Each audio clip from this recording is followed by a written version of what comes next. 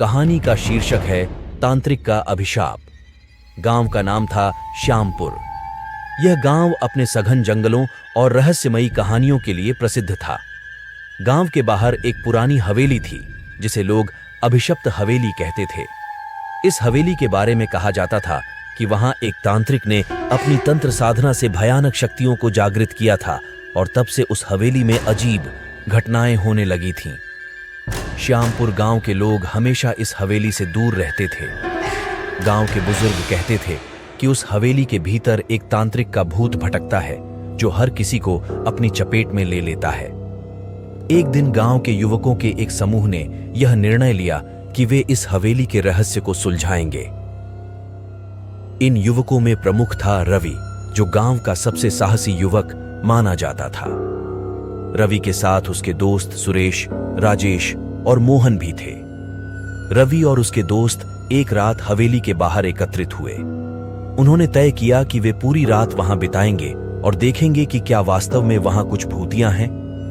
जब वे हवेली के अंदर प्रवेश कर रहे थे तो अचानक हवेली का दरवाजा अपने आप बंद हो गया। सब लोग चौंक गए, लेकिन रवि ने उन्हें शांत रहने के लिए कहा। उन्होंने अपने साथ लाई हुई मोमबत्तियां जलाई और हवेली की जांच शुरू की।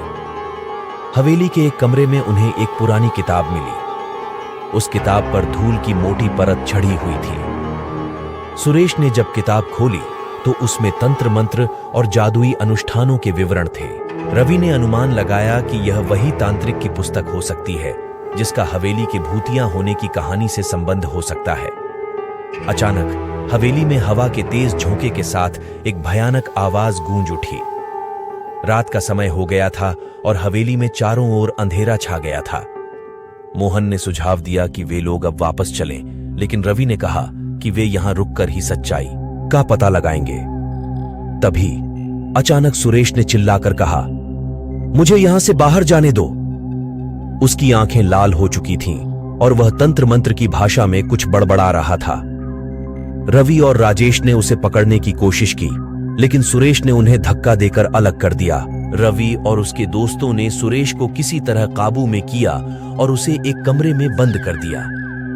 सुरेश अब सामान्य नहीं दिख रहा था। वह बार बार कह रहा था कि तांत्रिक मुझे नहीं छोड़ेगा। रवि को समझ में नहीं आ रहा था कि यह सब क्या हो रहा है। तभी अचानक सुरेश की चिल्लाने की आवाज आई और वे सभी उस कमरे की ओर दौड़े। कमरे के दरवाजे को खोलते ही उन्होंने देखा कि सुरेश बेहोश पड़ा है और उसकी पीठ पर अजीब निशान बने हुए थे। रात और गहरी होती जा रही थी। हवेली में अजीबोगरीब आवाजें आने लगीं। रवि ने तांत्रिक की पुस्तक को फिर से खोलकर पढ़ने की कोशिश की, लेकिन उसमें कुछ भी समझ में नहीं आ रहा था।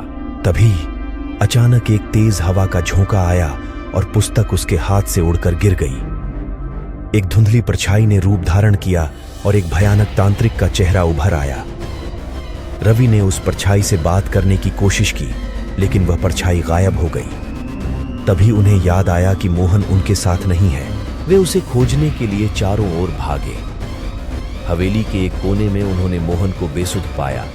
उसकी आंखें खुली थीं, लेकिन उसमें कोई जान नहीं दिख रही थी। मोहन की हालत देखकर सभी डर गए और समझ नहीं पा रहे थे कि अब क्या करें। रवि ने यह सोच लिया कि उन्हें तांत्रिक की पुस्तक को वापस उसी स्थान पर रखना होगा जहां से उन्होंने उसे उठाया था। शायद तभी इस भूतिया घटना का अंत हो सके। उन्होंने पुस्तक को उठाकर उसी कमरे में रखा और वहीं पर एक मंत्र पढ़ना शुरू किया जो उन्होंने पुस्तक में देखा था। लेकिन जैसे ही उन्होंने मंत्र पूरा किया, एक जोरदार धमाका हुआ और पूरा कमरा धुएं से भर गया। धुएं के बीच से तांत्रिक की भयानक परछाई उभर कर आई और उसने रवि की ओर बढ़ते हुए कहा, तुम लोग मेरे जाल में फंस चुके हो।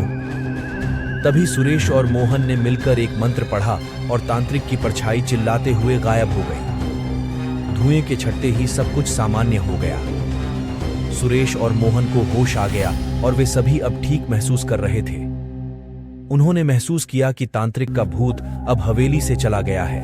रवि ने सभी को बताया कि यह पुस्तक ही उस तांत्रिक की आत्मा को बांधने का साधन थी और उन्होंने इसे वापस रखकर उसके अभिशाप को समाप्त कर दिया है। रवि और उसके दोस्तों ने गांव लौटकर सभी को इस भयानक घटना के बारे में बताया। गांव वालों ने हवेली को साफ सुथरा कर दिया और वहां एक मंदिर बनवाया। अब वह हवेली अभिशप्त नहीं रही, बल्कि एक पवित्र स्थल बन गई। गांव के लोग अब वहां आकर पूजा अर्चना करते थे और तांत्रिक की आत्मा को शांति मिली। इस प्रकार श्यामपुर गांव ने अपने एक पुराने अभिशाप से मुक्ति पाई और एक नई शुरुआत की।